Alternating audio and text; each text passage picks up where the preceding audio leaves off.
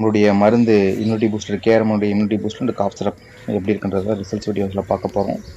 இந்த கோழிங்க பாருங்கள், நோய் வந்திருக்கு.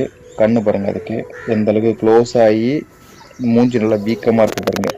சளி பிரச்சனை, அதே சமயத்தில் கழிச்சல் பிரச்சனை, இந்த கண்டிஷனில் இருக்குன்னு சொல்லிட்டு நம்மளுக்கு அனுப்புனாங்க. நான் என்ன பண்ணேன், மருந்து அனுப்பிச்சி கொடுத்தேன். மருந்து வந்து பார்த்தீங்கன்னா ஸ்டார்ட் பண்ணிட்டாங்க, போட ஸ்டார்ட் பண்ணிட்டாங்க. கழிச்சல் பாருங்கள், வெள்ளை கழிச்சல். ப்ளஸ் வந்து பார்த்தீங்கன்னா இந்த பக்கம் பாருங்கள், கழிச்சல் எப்படி இருக்குது பாருங்கள். இது மாதிரி கழிச்சல் இருந்த கோடிங்க மருந்து நம்ம கொடுத்தாச்சு. அவங்களுடைய ஆடியோ போடுறேன், நீங்கள் கேளுங்க. ஒரு 15 நாளைக்கு முன்னாடி ஒரு தெஃப்ட் நடந்தது. ஒரு 2 கோழியை வந்து பிடிச்சிட்டு போயிட்டாப்புல கவரில்.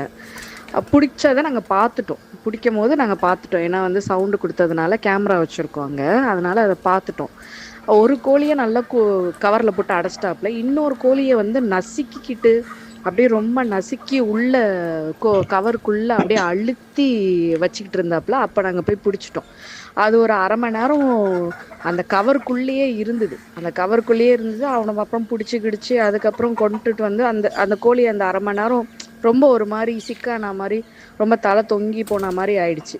அப்புறம் உடனே நம்ம மருந்தை கொடுத்து கொஞ்சம் நல்லா அதை வந்து காத்தாட வச்சு கொஞ்சம் இது பண்ணோன்னே நல்லா ஆயிடுச்சு. ஒரு பிரச்சனையும் இல்லை. நம்ம மருந்துக்கு வந்து நல்ல பவரு. ரொம்ப தேங்க்ஸ்ண்ணா, நீங்கள் இந்த மருந்து கொடுத்தது ரொம்ப ரொம்ப தேங்க்ஸு. அப்புறம் எந்த ஒரு இழப்பும் இல்லைண்ணே. அந்த மழையில் கூட எந்த ஒரு இழப்பும் இல்லை.